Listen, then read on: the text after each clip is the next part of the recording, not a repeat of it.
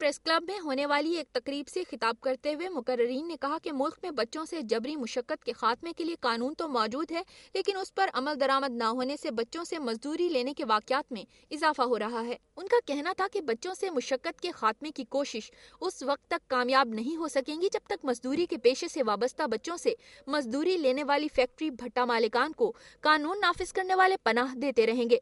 CRC की coordinator शासिया Malik ने कहा कि हुकूमत बच्चों से मजदूरी के खात्मे के लिए ठोस इकदामात उठाए। उनका कहना था कि जो बच्चे जबरी मुशक्कत या मुशक्कत भरी जिंदगी गुजारने पर मजबूर हैं, उनके घरेलू मसाइल को हल करने के इकदामात करने होंगे। उन्होंने बताया कि मजदूरी के पेशे से वाबस्ता बच्चों की तादाद 85 लाख से तजावुज कर चुकी है और 40 लाख बच्चियां घरेलू कामों और कारोबार में मदद फराहम कर रही हैं। नाज़रीन, लापता अफराद के बारे में सुप्रीम कोर्ट में केस की समाअत हो रही है। ये वो लापता अफराद हैं जिनके बारे में उनके अहले खाना का कहना है कि उन्हें सिक्योरिटी एजेंसीज ने पकड़ रखा है, जबकि हुकूमत की जानिब से इसकी बारहा तरदीद भी की जा चुकी है। चोलिस्तान की एक बेटी भी अपने वालिद की तलाश में सरगर्दा है। ओमान से वापसी के बाद मोहम्मद इकबाल लापता हो गया है और ताहाल उसका कुछ पता नहीं चल सका। मजीद तफसीलात जानने के लिए देखते हैं बहावलपुर से अतर फारूक आवान की ये रिपोर्ट।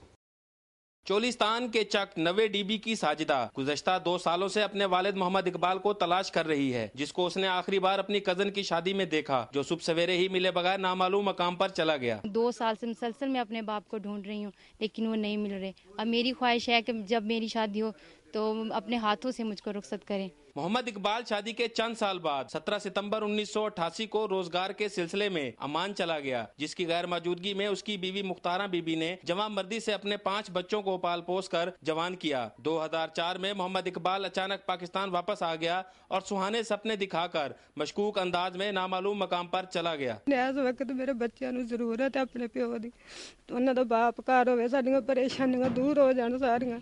साडे भैणा भरा रिश्तेदार बहुत गल्लां करदे ने। मोहम्मद इकबाल के बड़े बेटे शहजाद अली का ससुर मोहम्मद हनीफ अपने समधी को तलाश करते हुए कसूर रोड दीपालपुर के खतरनाक इलाका में वाक़िया खालिद लाहौरिया के आलूओं के कोल्ड स्टोर में जा पहुंचा, जहां उसकी आखिरी बार मोहम्मद इकबाल से तहखाने में जाकर मुलाकात हुई। सवेरे हो सका भी कोई गल ना मेरी दसनी नहीं, मैं आख्या कि तेनू इत्थे की खतरा हो सका, नहीं मैनू खतरा है होवे या ना होवे, तू किसी नू ना नहीं लेना। मोहम्मद इकबाल किसी खुफिया इदारे के लिए काम करता था या मुल्क दुश्मन अनासिर के लिए, ये राज उसके मिलने के बाद ही फाश होगा। चोलिस्तान की साजिदा भी उन बदकिस्मत बच्चों में से एक है जो अपने गुमशुदा वालिद को तलाश करने में दर बदर की ठोकरें खा रहे हैं।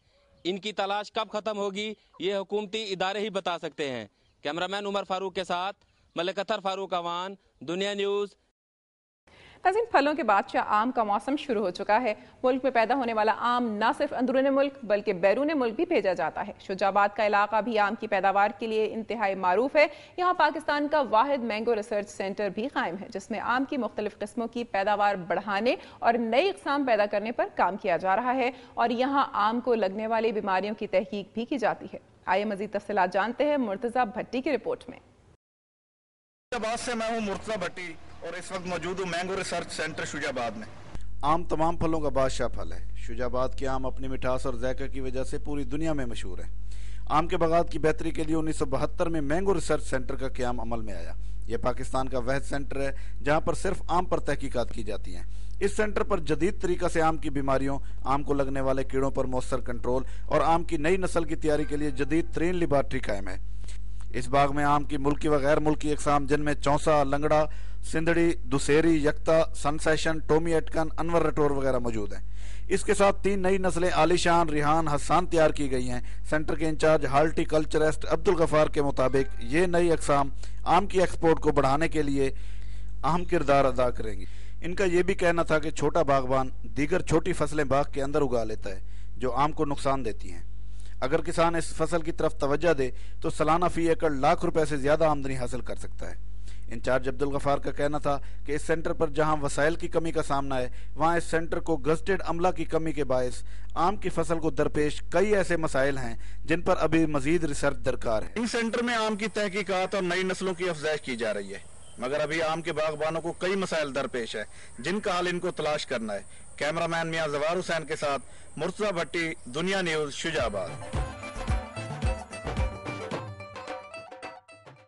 नाज़रीन, पंजाब से मौसूल होने वाली रिपोर्ट्स और खबरें आपने मुलाहिजा की। अब चलते हैं गिलगित बल्तिस्तान की तरफ और नजर डालते हैं चंद खबरों और रिपोर्ट्स पर।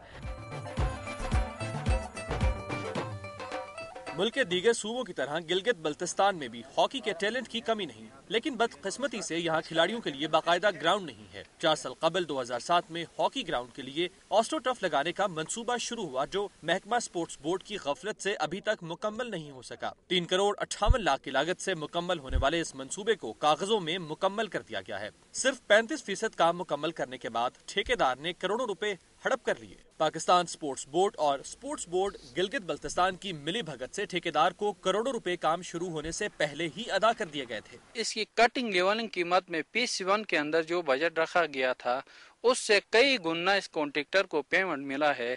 ऑस्ट्रोटर्फ पर काम का आगाज जून 2007 में हुआ, लेकिन सिर्फ 2 माह बाद काम रोक दिया गया, जिसके बाद ये मंसूबा खटाई में पड़ गया। हॉकी खिलाड़ियों ने आला हुकाम से अपील की है कि हॉकी ग्राउंड का काम मुकम्मल कराया जाए, क्योंकि गिलगित बल्तिस्तान के हॉकी खिलाड़ी भी कौमी टीम में नुमाइंदगी चाहते हैं। ग्राउंड बनता तो हम कौमी टीम के अंदर जा सकते थे, कौमी टीम में हम खेल सकते थे और अपना मुल्क का नाम रोशन कर सकते थे। पाकिस्तान स्पोर्ट्स बोर्ड दूर दराज इलाकों में टैलेंट सर्च प्रोग्राम शुरू करके गिलगित बल्तिस्तान समेत दूसरे सूबों से बासलाहियत खिलाड़ियों को आगे आने के मौके फराहम कर सकता है। गिलगित बल्तिस्तान के खिलाड़ियों में टैलेंट की कोई कमी नहीं, बदकिस्मती या मुजरिमाना गफलत।